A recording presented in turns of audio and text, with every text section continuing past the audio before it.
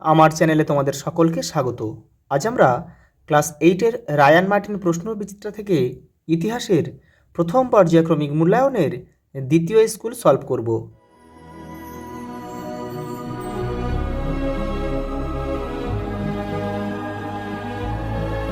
দেখো, প্রথম প্রশ্ন, সঠিক উত্তরটি নির্বাচন করো।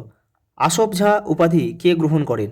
উত্তর হবে অপশান সি, মীর কামারউদ্দিন খান সিদ্দিকী, যিনি কিন্তু হায়দ্রাবাদ রাজ্যটি প্রতিষ্ঠা করেছিলেন। পরেরটা দেখো, 1757 সালে কলকাতা পুনর্দখলের জন্য কে ব্রিটিশ সৈন্যের নেতৃত্ব দেন? উত্তর হবে আমাদের অপশান সি, রবার্ট ক্লাইভ। সালটা হচ্ছে 1757 খ্রিস্টাব্দ। পরে দেখো, মীর কাসিম কার জামাতা ছিলেন? মীর জাফরের। অপশান বি আমাদের উত্তর। পরেরটা দেখো, ভারতে গভর্নর জেনারেল পদের মেয়াদ ছিল কত বছর? 5 বছর। পাঁচেরটা দেখো, যে আইনের দ্বারা কোম্পানির উপর ব্রিটিশ পার্লামেন্টের নজরদারি নিশ্চিত হয়েছিল তা হলো পিটস ইন্ডিয়া অ্যাক্ট, পিটের ভারত শাসন আইন। সালটা একটু লিখে নাও, 1784 খ্রিস্টাব্দ পিটের ভারত শাসন আইন পাশ হয়। 1823 খ্রিস্টাব্দে ভারতে কতগুলি সর্বোচ্চ আদালত ছিল? 3টি, কলকাতা আর মাদ্রাজ আর হচ্ছে বোম্বাই। এই 3 জায়গায় কিন্তু ছিল।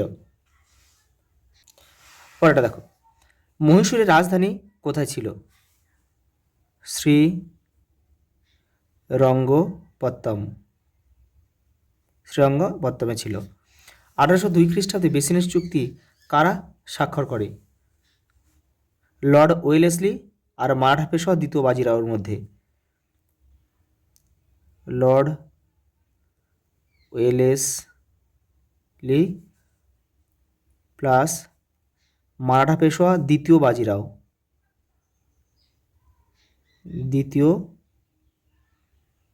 বাজিরাও।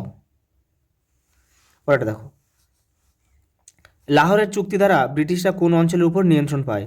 জলন্ধর দোয়াব। পরের প্রশ্ন দেখো, কে কলকাতা মাদ্রাসা তৈরি করেন? Warren Hastings.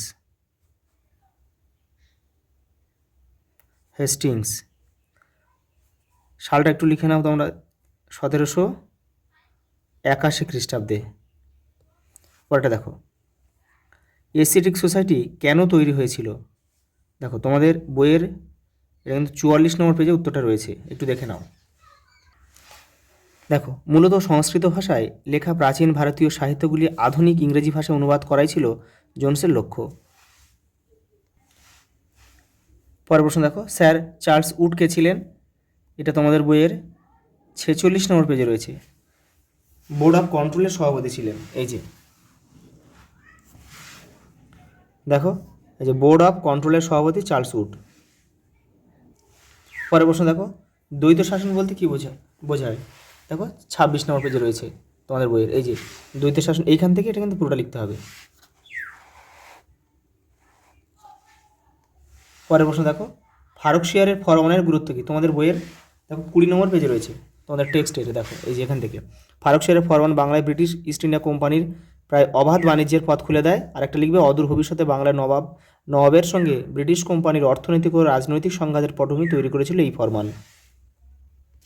তারপরের প্রশ্ন দেখো, পলাশির লুণ্ঠন বলতে কি বোঝায়? তোমাদের টেক্সটের দেখো 23 নম্বর পেজে উত্তরটা রয়েছে। এই যে তোমরা এখান থেকে লিখবে, এই যে পলাশির যুদ্ধের পর সিরাজের কলকাতা আক্রমণের অজুহাতে 1,77,00,000 টাকা ক্ষতিপূরণ নেয় কোম্পানি।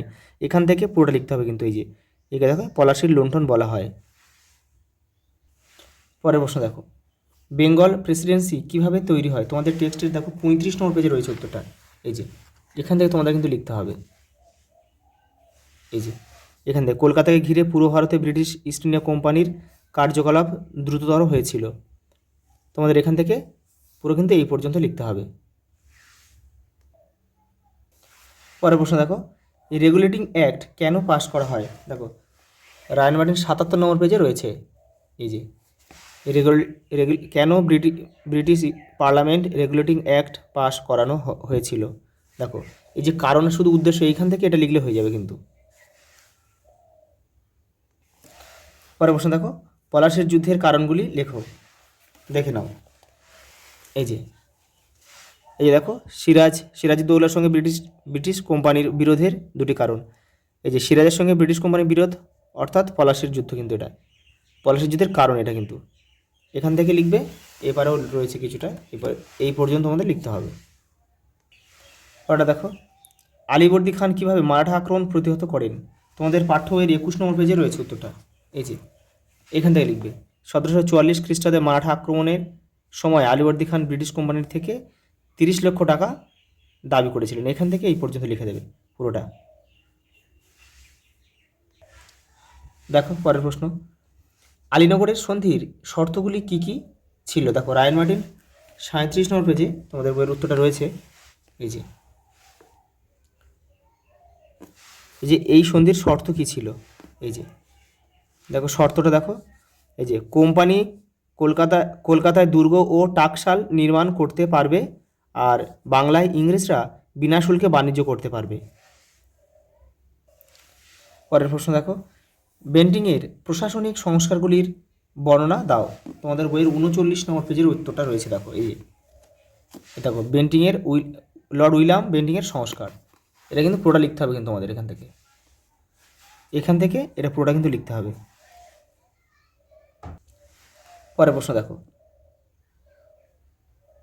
ভারতে সিভিল সার্ভিসের সূচনার ধারণা দাও। তোমাদের পাঠ্য বইয়ের 42 নম্বর পেজে উত্তরটা রয়েছে কিন্তু। এই যে আমলাতন্ত্র রয়েছে, এইখান থেকে তোমাদের কিন্তু লিখতে হবে এই জায়গা থেকে। এই যে কোম্পানি প্রশাসনের অধীনে আমলাতন্ত্রকে সংগঠিত করার উদ্দেশ্যে লর্ড কর্নওয়ালিস সিভিল সার্ভিস বা অসামরিক প্রশাসন ব্যবস্থা চালু করেন। এখান থেকে কিন্তু পুরোটা কিন্তু লিখতে হবে এই পর্যন্ত। এই যে অবশ্যই প্রশাসনের কর্মচারীদের বেতনও বাড়িয়ে দেন তিনি। দেখো পরের প্রশ্ন মান 5-এর এটা, ইতিহাসে বক্সারের যুদ্ধের গুরুত্ব লেখো। দেখো রায়ন মার্টিন 39 নম্বর পেজে রয়েছে। এই দেখো বক্সারের যুদ্ধের ফল কী হয়েছিল, এটাই কিন্তু গুরুত্ব। যেখানে তোমার পয়েন্ট করে দেওয়া রয়েছে 1-2 করে, যে বক্সারের যুদ্ধের জয়লাভের ফলে বাংলায় ইংরেজ উপনিবেশিক শাসন পাকাপোক্ত হয়।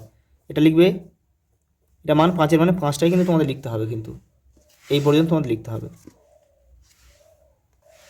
পরের প্রশ্ন দেখো, অধীনতামূলক মিত্রতা নীতি সম্পর্কে যা জানা লেখো। দেখো রায়ন মার্টিন 42 নম্বর পেজে রয়েছে।